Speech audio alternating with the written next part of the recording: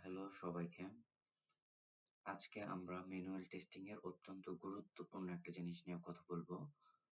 আমরা আসলে যখনই কোনো ওয়েবসাইট টেস্টিং করি, তখন আমাদের আসলে শুধু বাগ ধরাটা বা একটা ওয়েবসাইট দেখে বাগ ধরাটাই কিন্তু মেইন পারপাস না।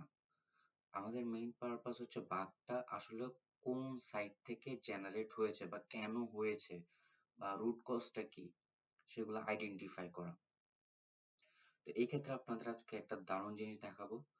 আপনারা আসলে যখন একটা বাগ ফাইন্ড আউট করবেন, তখন আপনারা বোঝার চেষ্টা করবেন বাগটা কি ফ্রন্ট এন্ড থেকে নাকি ব্যাক এন্ড থেকে, বা ফ্রন্ট এন্ড কে অ্যাসাইন করবেন, ফ্রন্ট এন্ডের কোনো ডেভেলপারকে অ্যাসাইন করবেন নাকি ব্যাক এন্ডের কোনো ডেভেলপারকে।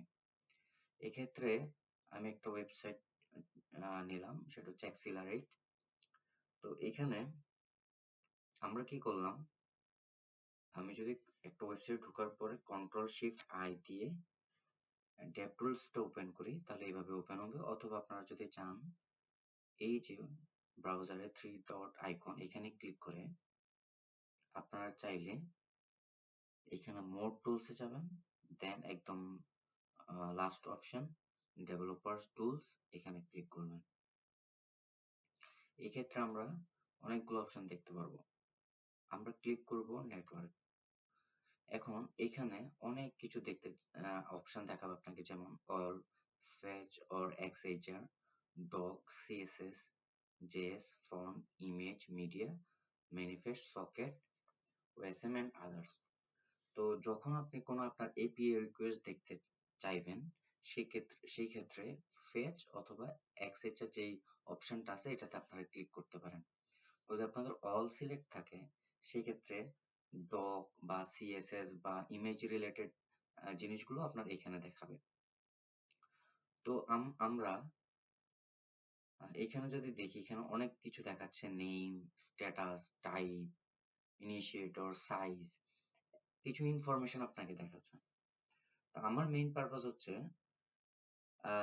লেটস সে আমি এটা যদি ক্লিয়ার করি, যে এখানে যদি আমরা দেই ক্লিয়ার নেটওয়ার্ক লক, মানে পুরো লকটাই ক্লিয়ার হয়ে যাবে।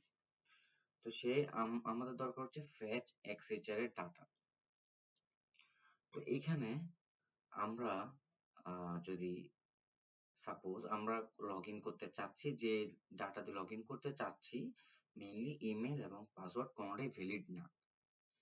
তো এই ক্ষেত্রে আমি আবার ক্লিয়ার করে নিচ্ছি, বিকজ আমার ডাটা, এই যে আপনারা দেখতেই পাচ্ছেন বিভিন্ন এপিআই কল হচ্ছে ওয়েবসাইটে।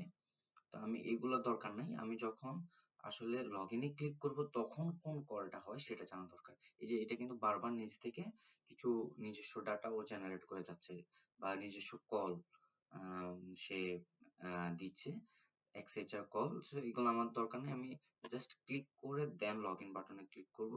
এই দেখেন, আপনি একটা সাইন ইন এর কল দেখতে পেলেন, সাইন ইন এপিআই এর কল, যেটা স্ট্যাটাস দেখাচ্ছে 401। দ্যাট মিনস আমরা আসলে যখন স্ট্যাটাস কোড 401 দেখি, আমরা সবসময় রিয়েল হয়তো পড়ে আসছি বা কোথাও আপনারা পড়ে আসেন, তাহলে দেখবেন 401 মানে হচ্ছে আপনার ক্রেডেনশিয়ালটা ভুল, আপনি ভুল ক্রেডেনশিয়াল দিয়ে ঢুকতে চাচ্ছেন, আপনি একটি আনঅথরাইজড ইউজার, আপনার অথরাইজড ইউজার না।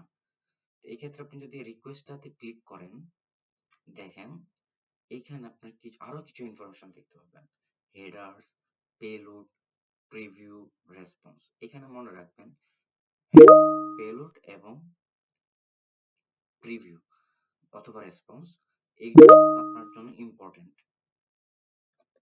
সো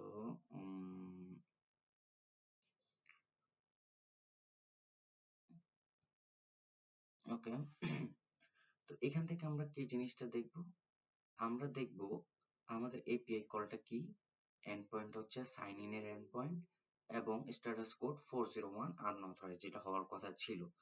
তো আমরা যদি পেলোডটা চেক করি, পেলোডটা আসলে কি, এই যে আমি ফ্রন্ট এন্ডে টাইপ করলাম sdf@gmail.com এবং পাসওয়ার্ড, এইটা ফ্রন্ট এন্ডে যে আমি টাইপ করলাম, এই টাইপিংটা করার সাথে সাথে এটা কি আসলে টাইপ হয়ে ব্যাক এন্ডের ডেভেলপার বা ডাটাবেজে কি গেল, এটা আপনি চেক করবেন পেলোডে।